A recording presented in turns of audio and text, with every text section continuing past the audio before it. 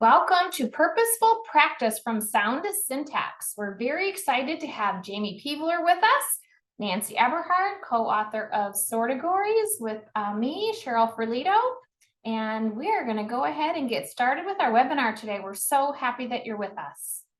What will we learn? You're going to learn more about how practice is the path to mastery. You're going to learn about practice in terms of type and time and its different purposes. Where does practice fit into whole group and small group instruction? The relationship between practice, the simple view of reading, the four-part processor, and the word knowledge network, a great review of the science of reading, and where is practice in Sortegories?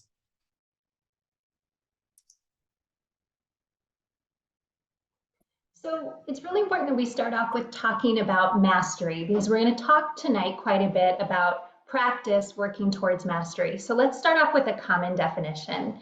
So this quote was actually published in a book by Gibbons and colleagues in 2019, but I want to point out the date of this quote. So this was actually published in 1978 by Herring and Eaton, and they defined mastery as a four-step process.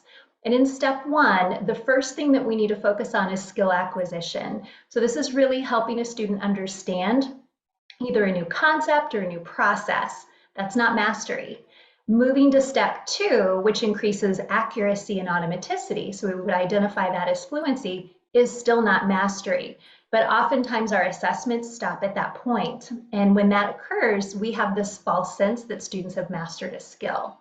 So looking at step three, which is generalization, this is taking that skill that you've worked on with a student and putting it in a different context. And if they can apply that skill and still be accurate and fairly automatic in an unfamiliar setting, they're working towards mastery, but they still have not achieved mastery. It's not until we get to step four, which is adaptation, that they've truly mastered a skill. And adaptation is different from the prior steps because this is where a student has to problem solve. They have to take a skill, they have to take a process, and they have to adapt it to a new context through different steps, through bringing in information that it hadn't been connected to before. And then and only then have they truly mastered.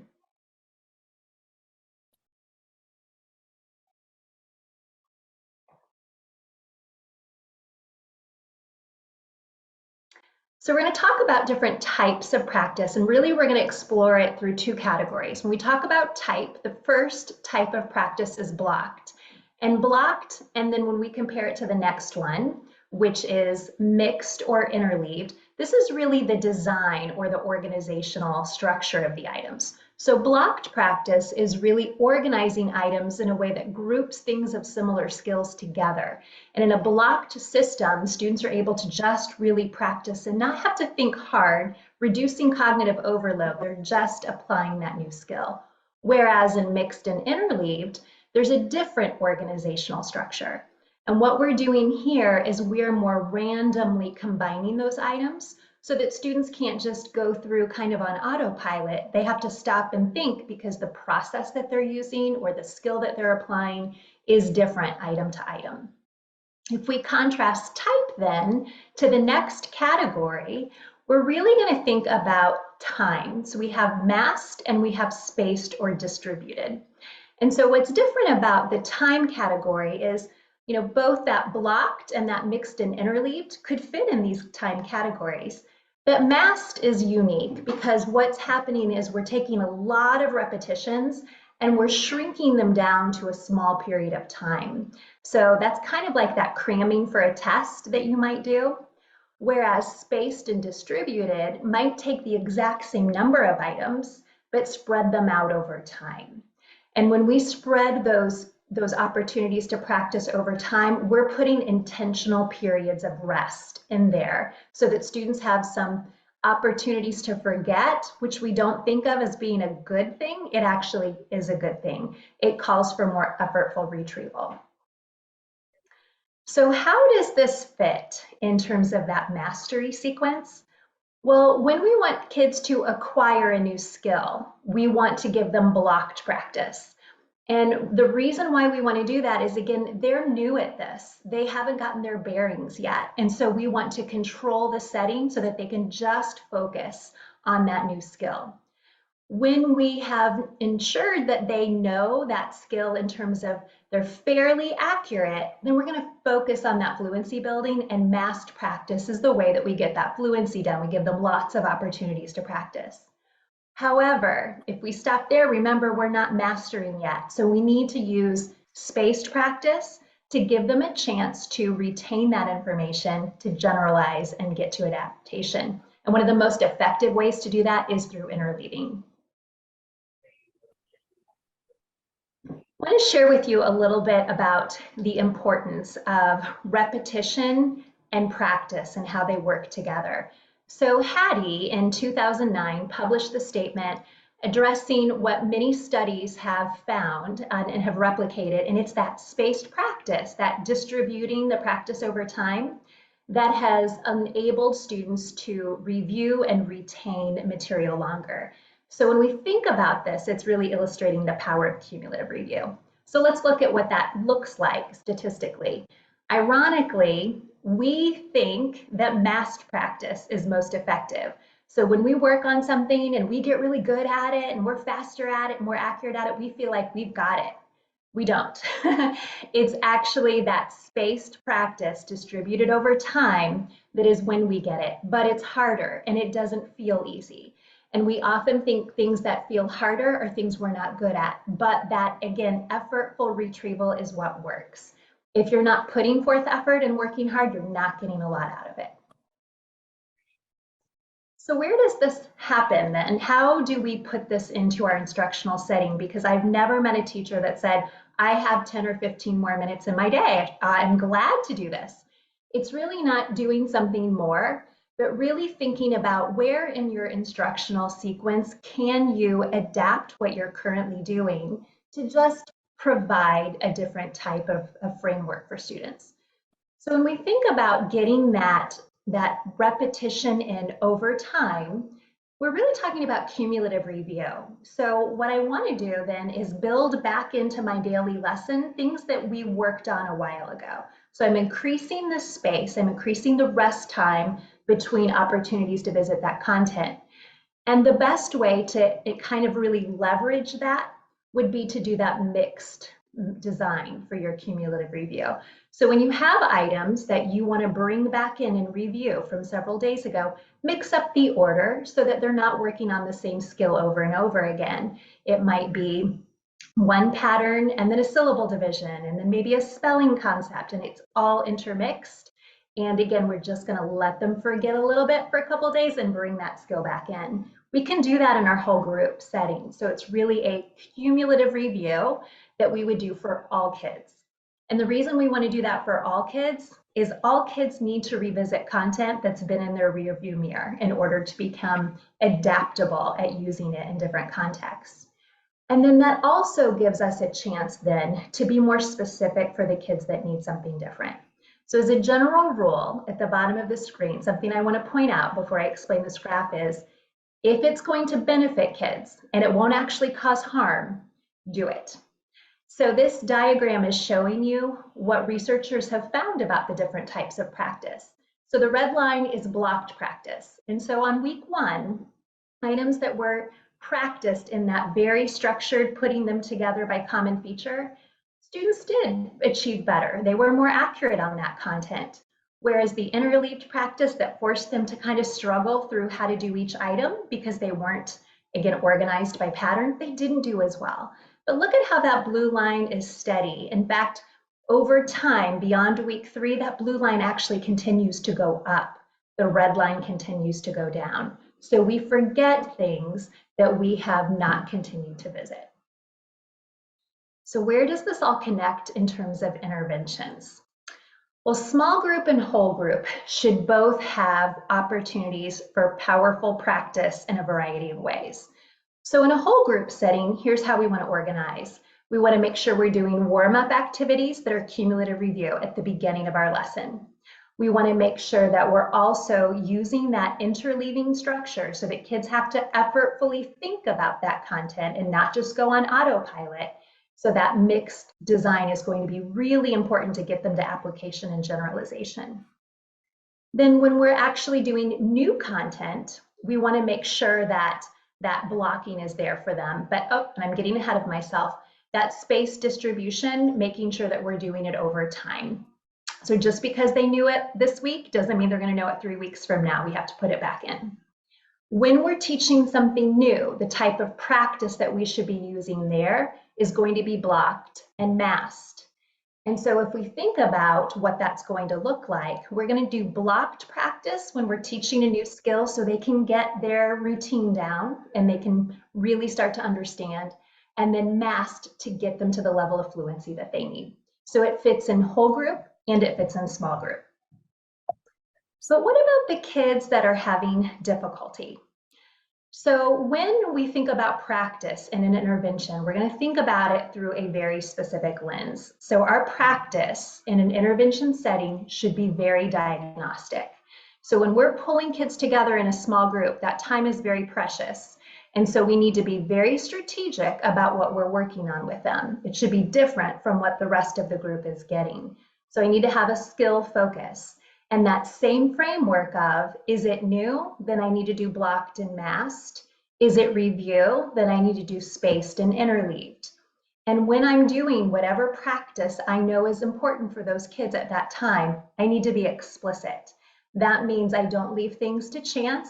I say it. I have very precise routines and language.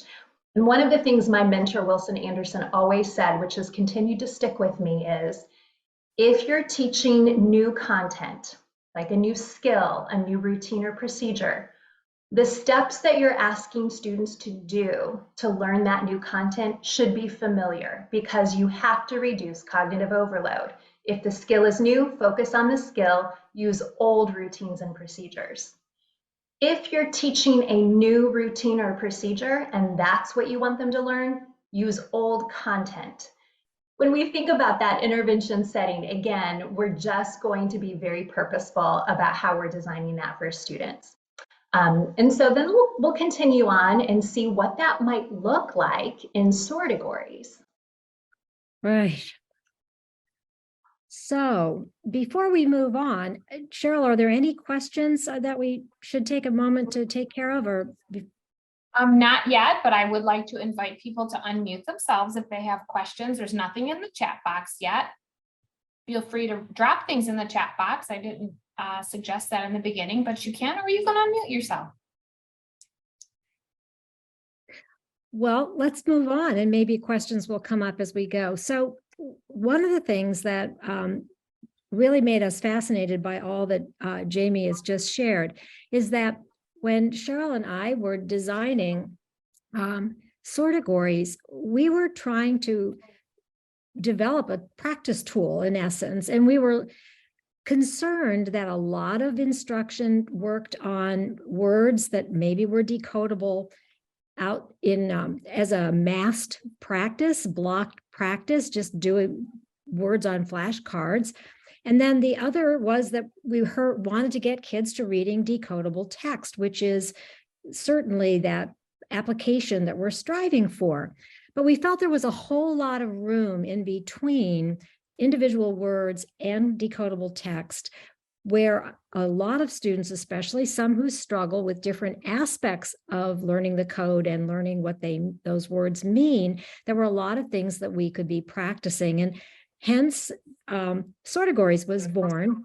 So we'd like to talk about and have Jamey actually comment for us on what kinds of practice are going on with all of these activities in between individual words and decodable text. So Sortegories, for those of you who may be new to Sortegories, is organized according to 3 rows. The first row focuses on decoding and encoding skills. We're working on the code.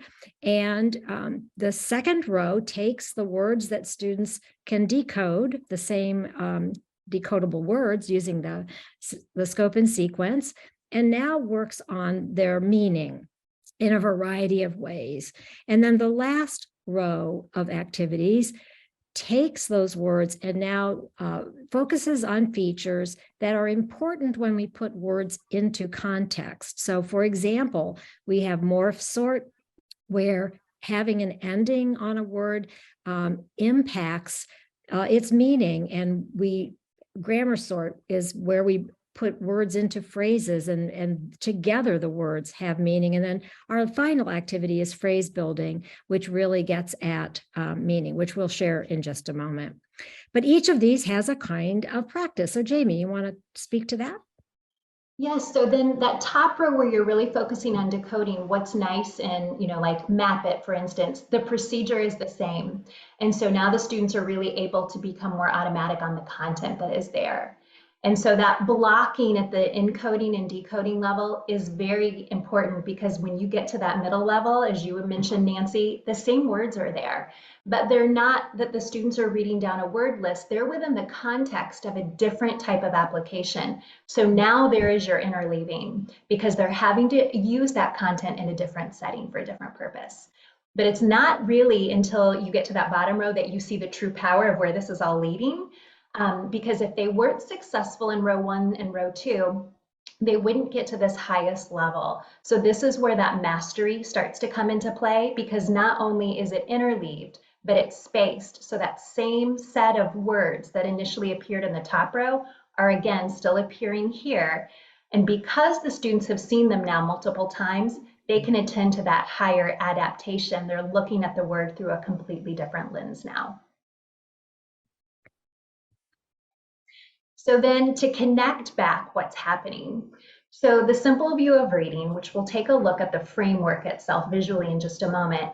What we know about that is that when all students have an opportunity to engage in purposeful exercises with lots of meaningful practice opportunities, both in word recognition, which is kind of breaking the code, and language comprehension, understanding what the code means. And when that's designed in a purposeful way around the specific sub-skills that allow that to happen, we know that all kids can be successful. So what we need to really think about is the right amount and the right kind of instruction. So often we know what to teach, but are we teaching the right amount and giving the right practice and the right kind of practice? So that kind of leads us to how Sortegories can help with that, because there are components here that will benefit all kids proactively, and then there will be things that some kids essentially need. So building off of what Jamey was just saying about the simple view of reading, when we designed Sortegories, we designed it with the simple view in mind, and we've organized, in fact, activities that you just saw listed in the grid according to those that are focused on decoding, those that are focused on language comprehension, with the goal that more fluent ability in both of these components is what leads to reading comprehension. And then, excuse me, the other model that we align with Sortegories is the 4-part processor. And you can see that the activities that are in row 1 help us address what's going on with the phonological and orthographic processor. Those activities that were in rows 2 and somewhat in 3 are helping build the meaning processor. And then when we do that phrase building and sentence fluency, it's our most complex context-driven activity, and is addressing that context processor. Some of you may have seen this before if you've been to any of our other sessions on Sortegories, but to put this into a practical example, if we say the sounds for a word like asked, that would be at that phonological place on this network, this word knowledge network. And once we can break the word or identify those sounds, we can then associate the symbol that goes with each of those sounds. And we then have that word cast with the letters that represent each of those sounds. That word cast also fits a particular syllable pattern or a syllable structure. And the reason we have kept syllables as part of Sortegories is that is a step similar to the building blocks with letters of building bigger words. So if you know cast, it can then be part of cast away or recasting. Words that have that part, students can read more fluently because they'll recognize that syllable unit. But then we move on to, in the going around this network, to semantics. And this is where we now not only are concerned about that phonological and orthographic aspect of the word, but now we want to focus on meanings. And even some of these little words, which is why we spend a lot of time on this in Sortegories, even these little decodable words can have multiple meanings, like cast could be the support for a broken bone. It could be a group of people that put on a play or a movie, or it could be an action like casting a line if you're fishing. So it isn't until we get into context that we'll be able to determine which of those meanings, but at its base, students need to know that many words in English have more than one meaning. Morphology also takes those words and we can change them up a little bit by simply adding an ending. We could add S and make this more than one cast, or I could add ing and say I'm casting, meaning I'm doing it now, or it's an ongoing action. So morphology begins to then add another layer of meaning to these very simple words. But last but not least, we get to syntax, which is that until we put that word into a context of some sort, be it a phrase or a clause or a sentence, we won't know which of those meanings. So we felt in the development of Sortegories that it was important to do activities that tapped into or practiced each of these layers. And there's a reciprocity, or a reverse, maybe is a better way to say it, function going on, which is that if we know the meanings of words in our listening lexicon, it also accelerates our ability to do this code breaking, and we can go more quickly from sounding out to recognizing what that word actually is. So as I said, we built Sortegories with these layers of language in mind, and this is how the activities that you've seen in that grid align with this. Jamey, anything you'd want to add before I move on, or are we good? I just want to reinforce that with that one example, I think oftentimes we do stop at the teaching level, at the decoding part, and or maybe get as far as the meaning, but very rarely do we get to semantics and syntax. And I think that's a really critical part of building fluency and comprehension.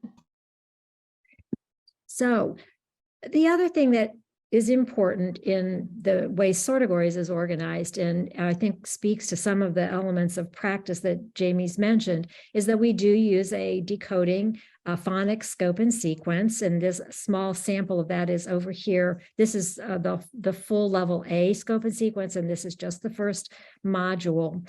But the way that this works in Sortegories, and the way it works everywhere, but the way we've worked on it, is that those individual sound to spelling correspondences build the words that then become the building blocks of phrases. And it's that building process that allows students to keep taking what they know and adding another layer to their skill set. And it's just showing that another way, this progression from the sound spellings to the phrases is what we're doing, going from the first row of activities down to phrase building. So with that, something about your scope and sequence really quickly. Yeah, let me back up. You bet. Sorry. We'll go all the way back to the scope there. Whoops, wait. So there are many, there are many options for scope and sequence for phonics instruction available. But one of the things that makes a well-constructed phonics scope and sequence is that when you introduce things, it should be based on how avoidable are they. So your foundation is unavoidable. So once things have been taught, there's really no way to avoid them. They will continue to naturally appear in words moving forward.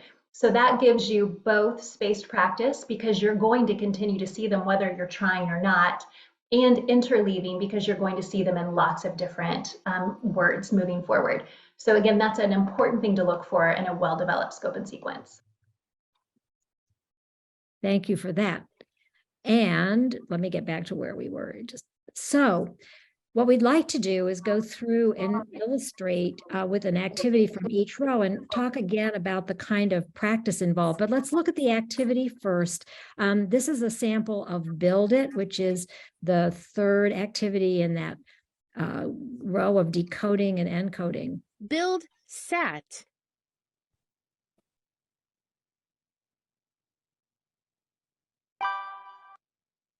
Change sat to fat.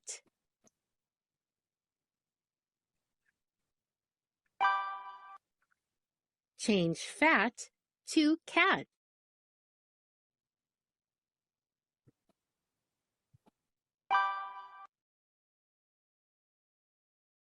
Jamey, any comments before we move to the next one?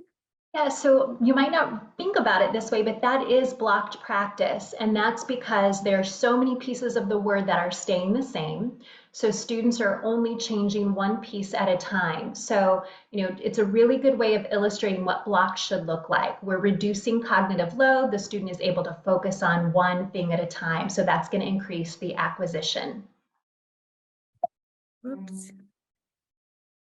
And then when we move to row 2, that word that we just saw in row 1, cat, that we built with the tiles, is now the subject of a semantic sort in Categorize It. So let's take a look at that. Sortegories.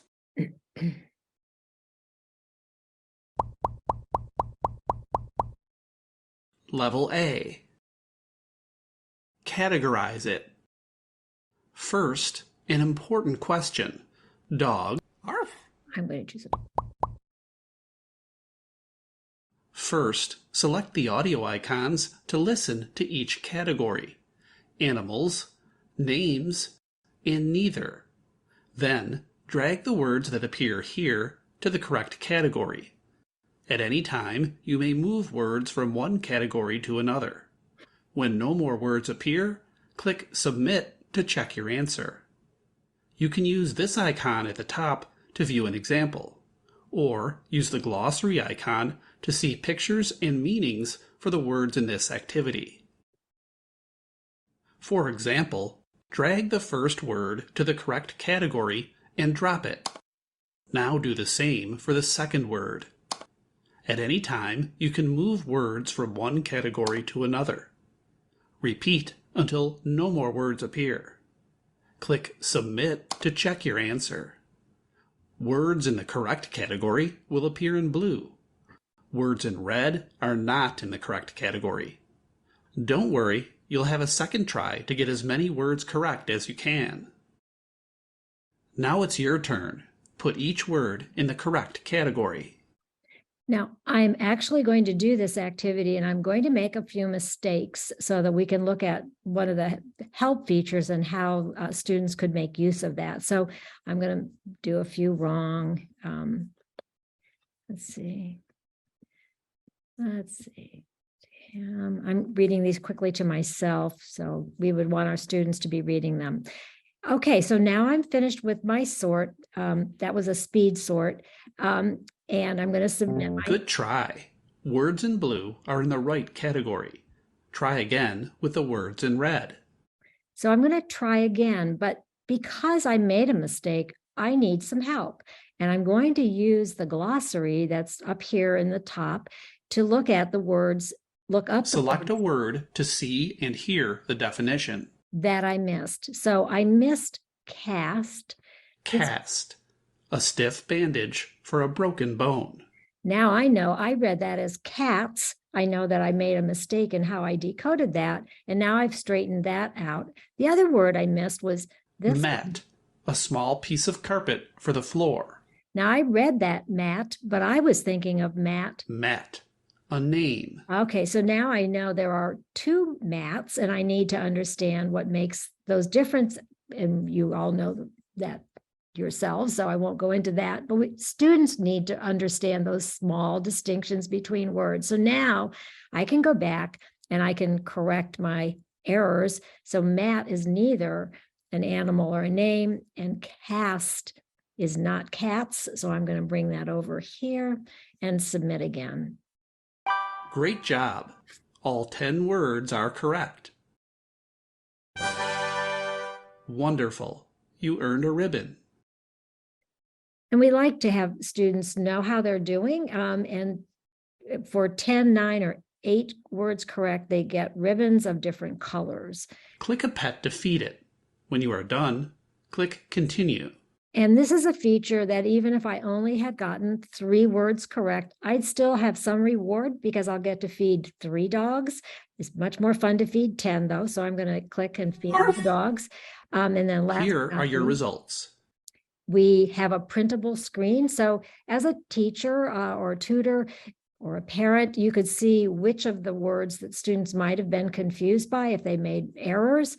And then thank you. For every 10,000 points scored on Sortegories, we will make a donation to feed rescue animals. The more points you earn, the more we can help together. And that's Click Replay to try again, or choose another activity by using the arrows below. You may have to scroll to see them. And so that is actually an example of a complete activity within Sortegories. So Jamey, can you talk to us a little bit about how this represents interleaving? Yeah, so if first it might be easier to contrast what it would have looked like if it had been blocked. If it had been blocked, we would have just had, a list of words that, click on the ones that are, animals. And because now all I'm thinking about as I'm reading through is animals, animals, animals. Yes, no, yes, no. But the fact that we have 2 categories and then in neither, and that I have to read each word and decide, that's interleaved because each time I'm looking at a word, I'm having to make a decision. But then we also don't probably think about the fact that each time I'm reading a word, I'm interleaving my phonics skills in with the fact that I'm categorizing. So it's interleaving from lots of lenses. Wow, that's more than I even knew. All right, moving on. So another example in row 2 are the analogies.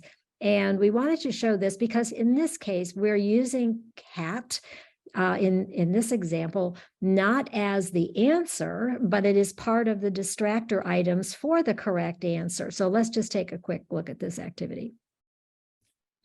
Cut is to bandage, as break is to...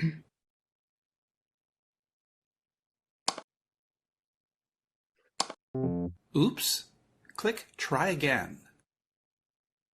Cut is to bandage, as break is to... A cut is covered by a bandage.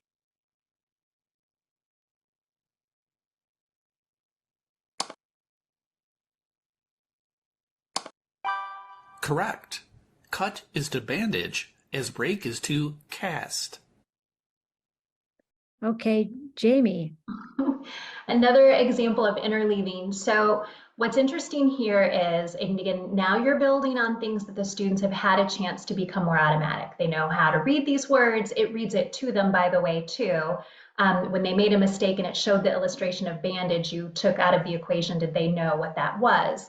But what's interleaving here is, again, now I'm thinking about these words from a different lens. I have to be able to do an analogy, which there is a perfect example of adaptation, because in order to do an analogy, I have to think about these words in a different way. So I have to problem solve. I know what a cut is, I know what a bandage is, and if not, I got that hint, it corrected me. But I have to think about these 4 words here at the bottom in a way that's different. I'm not thinking about it from a word sort morphology lens. I'm not thinking about it from a decoding lens. I'm doing all those things. So I'm building on that. That's interleaved in, but I'm adapting. So this is a really important way to get kids to that mastery level. And I know it might not seem different because we're again encountering with all these words, but we're asking kids to do something different with them in each of these activities. Okay. Then as we get to that last row, we are going to be building phrases using the words that we can decode. And also you'll see that we have interspersed into Sortegories some of the high frequency words that are heart words. And that's an important feature in order to be able to normalize some of the language that we're using. But let's look at how this activity is done. Build the fat cat.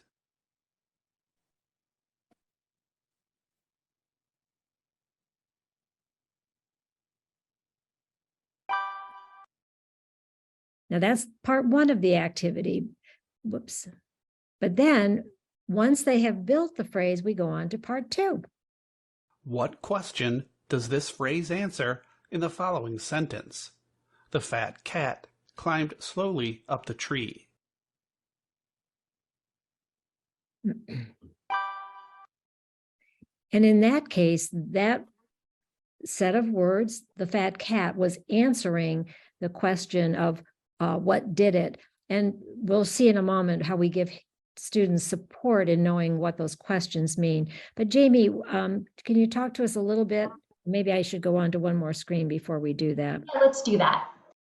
So as this grows up into level B, now we're taking that same idea of questions and what a word or phrase is answering, and students will be asked to click on the part that answers whatever the question is asking, in this case, when. Then the second part of the activity, sentence fluency, is to read the three sentences that they've done the analysis for and determine the topic, which would be the most repeated word or pronoun or referent back to whatever that topic is. And then we can see that in this activity, we have two things we're working on. Is can they identify the meaning of a group of words? And then can they identify the topic by identifying that repeated word? So how is that generalization, Jamey? That's really good. And one thing I can't resist commenting on here too is, back to when we think about kids being fluent and mistakenly think that means that they've mastered something, this really, again, gives them an opportunity to show, I've done these words a while ago. I'm able to decode them accurately, but I'm able to do something higher level because that foundation has been built for me. And that generalization is only possible when kids have that reduction in cognitive overload so that they can attend to that higher level skill. So oftentimes our kids that pop up in interventions are kids that we graduated out and a few weeks later, they're right back in. Or we say, gosh, they did so well. We've been working on this pattern and they could decode the word frogs, but I wouldn't put them in a connected text passage and they had to sound it out every time they got to it. Well, what were we asking them to do? This scaffolds. So I feel like what you've done is the scaffolding up until this point allowed them again to engage in this content in a different way because they had enough practice and blocked and interleaved opportunities before they got to this point. They can think about generalizing it for a different purpose. And then we have also heart word, as I mentioned earlier, heart word we have heart words interspersed, and they are collected together in a heart word glossary. This is what you'd see on that next screen. And you'll see that the words where there is a yellow heart, the students will learn that association, sound to spelling association at some future point. Other sounds like the O and from will never become regular. So that's why we have it that way. Jamey, any comments on this part?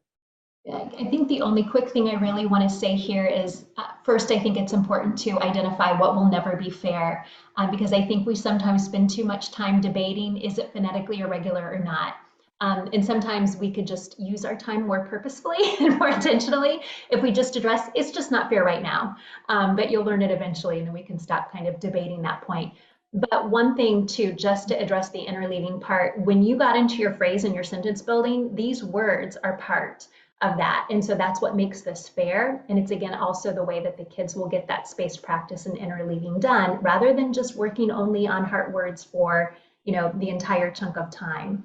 They're taught and then they appear in the other activities. Thank you. And, it's an interesting point you make, because so many of the high frequency words that are heart words are function words. And so until they are in a phrase, they're harder to remember because they don't carry meaning on their own. So that's another reason getting them into phrases is so important. And then the other support that we have, which you saw with the categorize it activity, is the glossary. I won't show that again because you saw that, but all of the words that are used within level A are gathered together into one place. So teachers can use it for review, for preview of the words. Anything you want to add on that, Jamey? This part makes me really think of those of us that are working with multilingual students and how we typically focus our instruction on those tier 2 vocabulary words. But a lot of these words are tier 1 words. And if we don't provide instruction on those, this work is going to be too difficult for them. They're not going to make meanings. So I see this as a really nice way to give kids a way to access those tier 1 words that the classroom teachers just don't have time to teach explicitly in a classroom setting. Thank you for that. And we mentioned earlier that there are some concepts that students are going to encounter around morphology and may or may not know that. So what we have within these activities are these, when the question icon appears, is we're going to provide some help. So let's look at this. I'm going to click the question mark for this. And when we're here, the category headings is one and more than one and neither. But if I click. One means singular, which is one person, place, or thing. Adding S to a namer makes it plural, which means more than one. Now, not only did we feel this was important to make available, but it may be that I need to review that a lot of times, and I can keep going to the help as many times as I need to help me do this activity from module to module. The other thing is that this activity grows up. This was module 1, but in module 3, notice that the categories have changed, and so the help has changed. Whoops, where is the help? And now we'll see. Now, in addition to more than one, we have ownership. Ownership means belongs to. Adding apostrophe S to a namer makes it possessive, which means it belongs to that namer. The cat's treat is a fish. The cat owns the fish.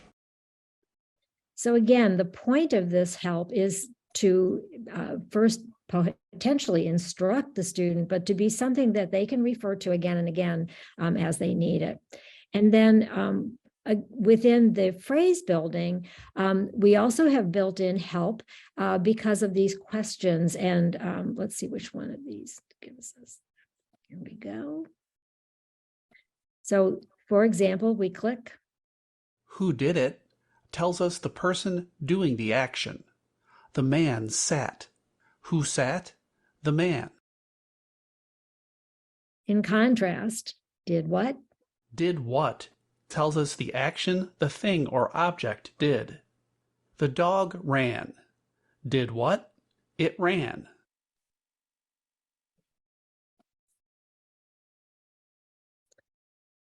So, any comments on the use of the help, Jamey, before we wrap Yeah, this? not so much from a practice lens independently, but I just think about for our students who are the most fragile, they need us to be consistent in our terminology. They need us to be consistent with the way we describe something and the way we practice it.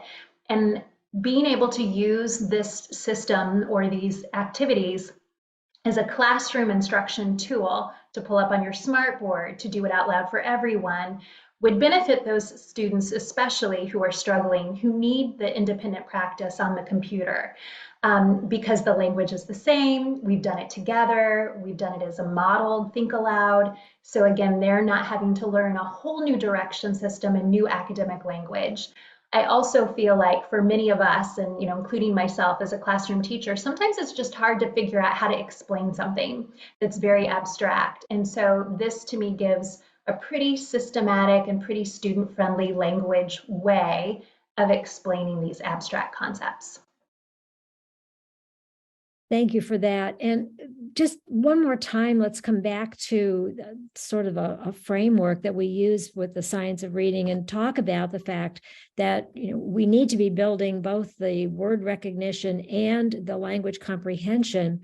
But what we really want to point out that we've tried to do with Sortegories is to use those words that we're working on with the word recognition activities to be part of those that are developing the language comprehension in terms of semantics and syntax in particular. So again, we're not having disparate groups of words, but we're rather integrating all of that. So, Jamey. So I recently saw Louisa Moats address the different components of Sortegories and really how the different components align. And I suggested that this would be something to bring attention to. We know Louisa Moats is a very knowledgeable and skilled practitioner. And one of the things that she said to me that stood out to me about this quote is the logical sequence. And because in these 3 rows, it's not even just row to row, but it's activities across the rows that really do develop this logical sequence. And again, back to the idea that if we want students to get from that skill acquisition all the way to that last level of adaptation with mastery, one of the things we have to do is we have to make sure that they have an opportunity to retrieve that information. And each time they retrieve it, we're solidifying the chance that it will be there again. And, even though it's not the same person, but I have to bring in Anita Archer as I talk about this because this is her phrase. She has this great way of just making this concept concrete. Retrieve. So anytime you ask me to do something and I have to retrieve it in my brain, respond. Respond is either I say it, I write it, I do something with it. Maybe I'm dragging a letter down, but that response that I do increases the chance that I will retain it. One of the important things to me too that is here in these activities is the feedback piece. And if we don't give kids feedback as they're doing that retrieve and respond, we don't know if they're retaining what we want them to retain. So it's both the sequence here, it's how things move from not just the sound symbol correspondence at the bottom level of the 4-part processor, it's how things are moving up. So if we want kids to be able to read and understand what they read, we have to attend to both ends of the simple view of reading. And we do that in the way that the 4-part processor builds. So it was just validating to know that Louisa Moats knows that's happening. And if she knows it's happening, it has to be happening. Thank you for that. Cheryl. Thank you, Jamey. We're going to go through just a couple frequently asked questions about Sortegories. And one is Sortegories adaptive? And my response to that is that it's prescriptive. And with that feedback that Jamey just spoke of, the teacher is assigning the practice according to some data, precise data and observations during teaching. So one of the things I don't think we've said yet is maybe they're going to need to do the activities in row 1 several times, or row 1 and row 2 several times before they can master and access even row 3, right? And that's part of that precise data and observation the teacher can make on what she's assigning. So it's not adaptive. Instead, it is teacher driven to target the path toward mastery. And I have used it in a prescriptive way for years. I mean, I use Sortegories in my teaching to provide practice and make sure it was purposeful, it was prescriptive. I knew why I was assigning what I was assigning. So I think one thing, I think it's a little misleading sometimes that we assume adaptive is always what we want. So it's important to know what adaptive is actually doing. So when you take an assessment, and whether it's, like a formal assessment, or maybe it's a placement assessment in a program, Something that's adaptive is based on an algorithm. So when a student gets an item correct, the algorithm decides, oh, that therefore means they have this skill, let's give them something harder. And it could either be harder of the same skill, or it could be harder in an unrelated skill. And based on whether students get the item correct or incorrect, that algorithm determines what the next item is going to be. Well, that's not a good formula for something that's diagnostic, and we need diagnostic in order to be prescriptive. Something that's truly diagnostic should give students several opportunities to show how they can perform on that isolated skill. In fact, it's recommended that you have at least 10 opportunities to show that you know a skill before you can accurately measure whether it's known or not. Adaptive assessments aren't set up that way. And so in an adapted program as well that determines what activities a student could be working on, it's that same logic. So in order to be prescriptive, we need to be diagnostic, and giving kids activities and observing them is a way to be diagnostic. And again, that feedback component too is allowing them to also be diagnostic. Oh, I did know that, or I didn't know that. I thought I got that one right. I'm kind of surprised I didn't. So it's diagnostic from that perspective too. So again, we don't, not that all adaptive is bad, and it's just a matter of what's your purpose. And I think it's important for people to know what diagnostic is needed, why it's needed, and what adaptive can and can't do for you. That's very helpful. Thanks for that. So when we're thinking about practice and everything we talked about, we added something new to our website. It's called Try It, because we thought that maybe you all might like to give it a try if you haven't seen Sortegories in action. So Jamey, if we go to our website, Nancy's going to take us there. What would you like to try on our Try It grid? I would like to do phrase building. Great. Let's give phrase building a try. So you're going to go to closer look on the website, scroll down to the Try It section, you go right to phrase building. Perfect. It's just an abbreviated activity.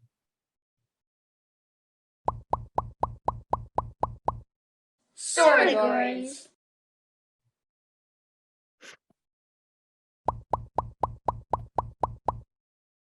Level A. Phrase building. First, an important question. Dogs or cats? For all of those out there that want equal time. Meow. That's right. Build on Pam's soft quilt. Build on Pam's soft quilt.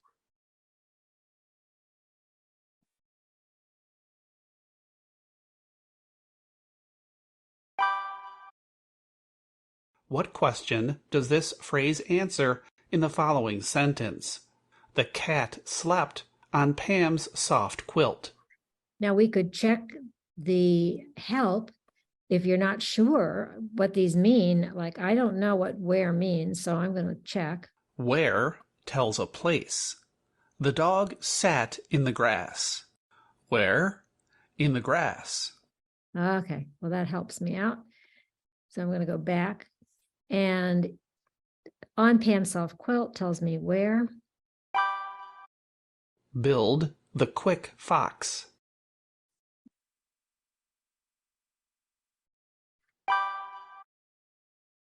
What question does this phrase answer in the following sentence? The quick fox caught the mouse.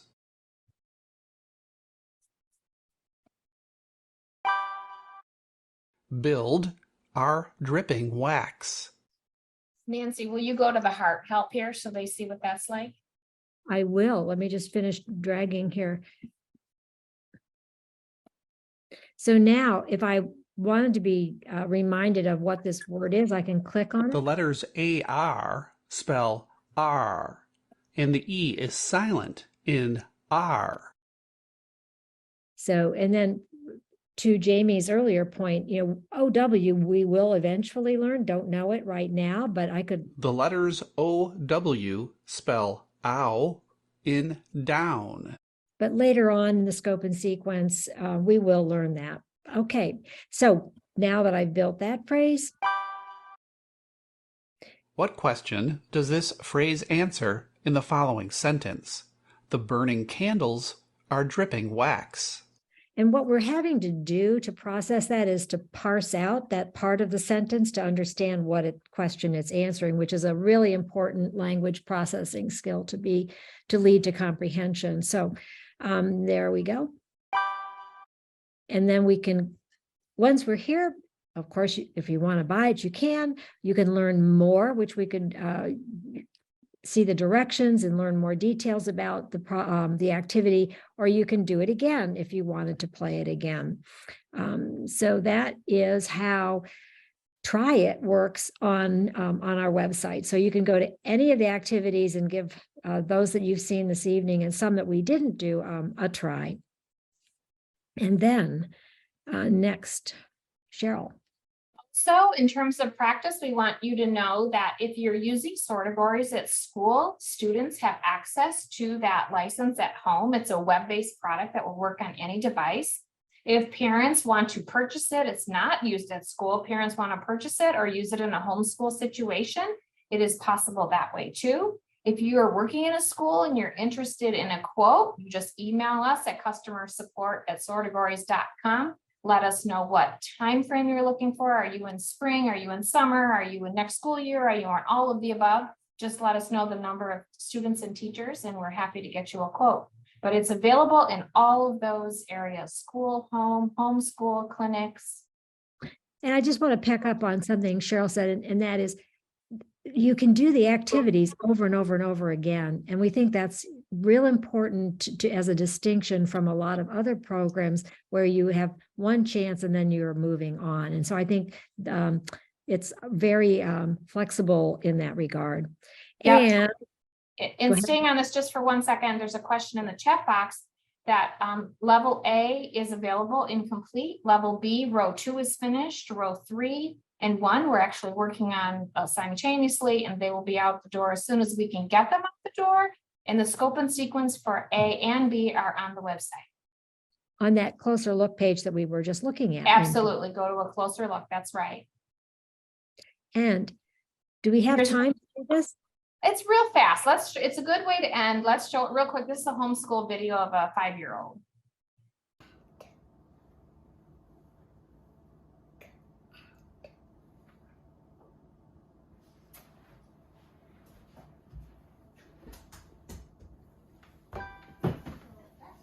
Change cat to cab.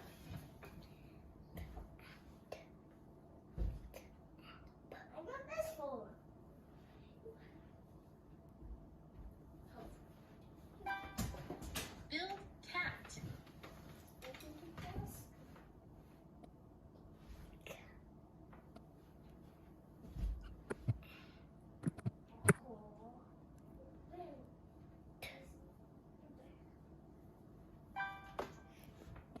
Change cat to cats.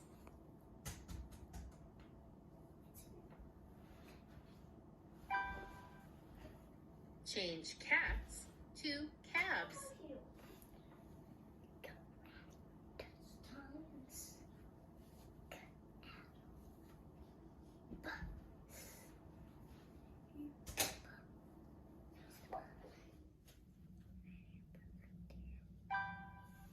Build cast.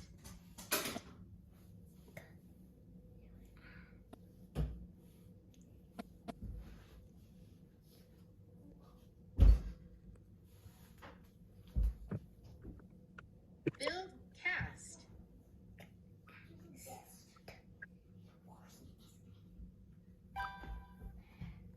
Change cast to fast.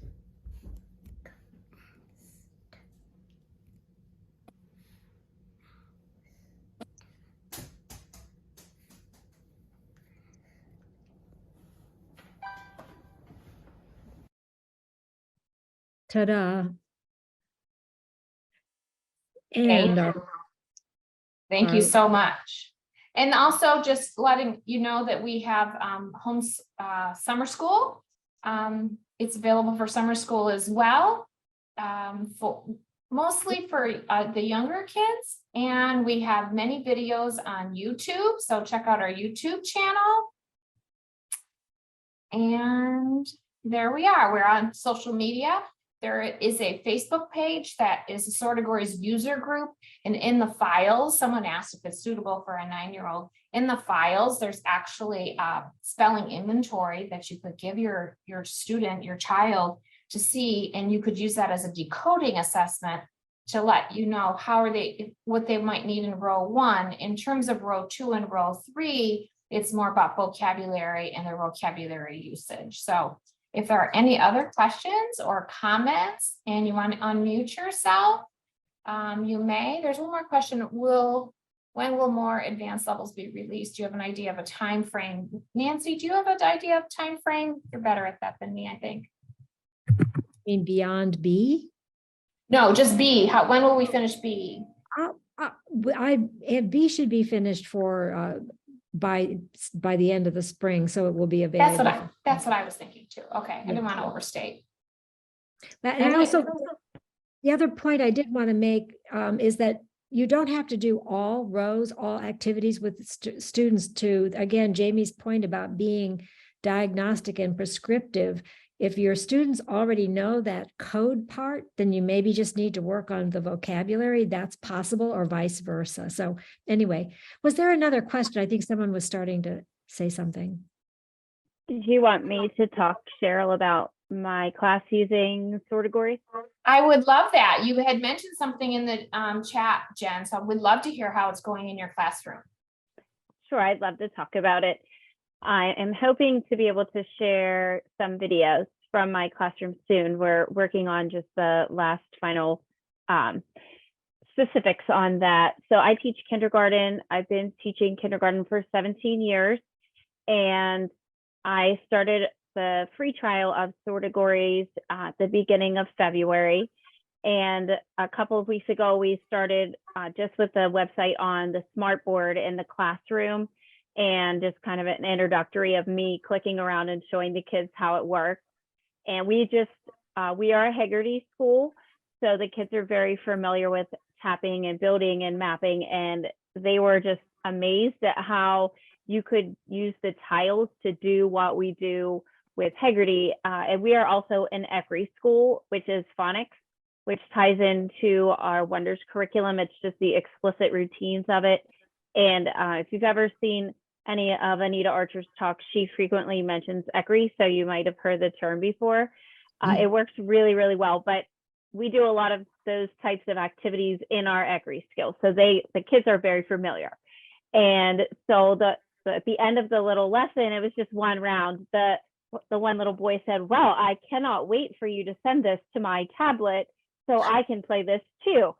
And so then last week, we had the pleasure of meeting with Sheryl and Nancy at my district, because our coordinator was very interested in the program to see more. And the next day, I took it back to my class in a different way. We just started doing some small groups. And after we do our direct instruction with me in the group, I said, you know what, guys, I'm going to let you go up to the board now, and you can do a round. So I can use all of the different tiles on the different rows, depending on which group it is. And we were kind of in level A for the most part. None of my groups are at level B yet, but I do have one particular group that can do the bottom row. And so I have some of the groups, or most of them are in the top row, but they love it, and they know how to go like in a line and take turns walking through. And they get really excited about, we have to divide up how many cats or dogs you get to feed, so it's fair for everyone. And if there's extras, then I have to do it so that no one gets too many. They all can tap and blend, and then I had my highest group do the morphology one, and they had a little bit of a challenge with it. And they were a little frustrated because they are the kids who like to always be right all the time. And I said to them, guys, you did really well. This is a challenge for you. You had to really think about the word, the meaning. You had to think, okay, is it one? Is it more than one? Is it even a thing?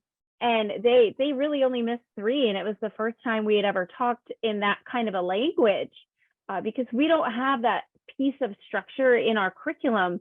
And I was trying to express that to our director, like, that is missing for us. We don't have that. There's nothing out there right now that has that kind of component to it. And Sortegories kind of fills those gaps in a way that kids can read it themselves. I mean, what more could you ask for? And last week, we also did it full group too.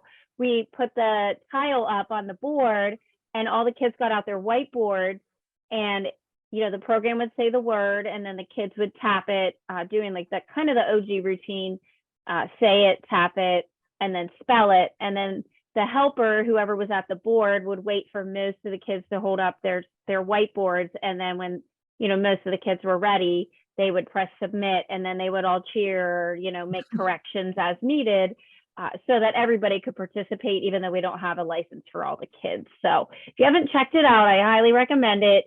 Honestly, I've done a ton of trainings on a number of different pieces of the rope in structured literacy, dyslexia, and I just haven't seen anything that's so kid friendly. The dictionary is awesome. The kids thought the abs were just hilarious. They didn't know what abs were, so I was trying to explain it to them, and I was like, well, singular, is like one stomach muscle, and then abs would be more than one. And so we showed the picture. They're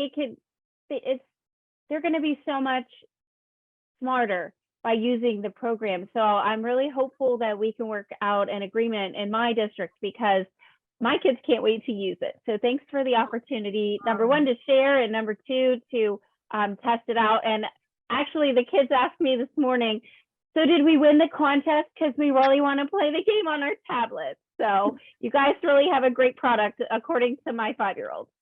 Oh, Well, they're the best reviewers we can find are the children, right? If they're looking to do it, that's such a good story, Jen. I didn't know all of that. Thank you so much for sharing. Are there any other questions or comments in the chat box? I mean, you can unmute yourself. They're not in the chat box, but is there anything else that we can be helpful with?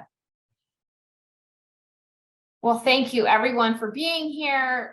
Thank you, Jen, for sharing. Thank you, Jamey, for really teaching us more about Sortegories from a different lens. It was really great to hear all the levels of practice that we have built in without necessarily knowing the labels of those practice pieces. So thank you so much for being here and sharing that information with us. It's just so helpful.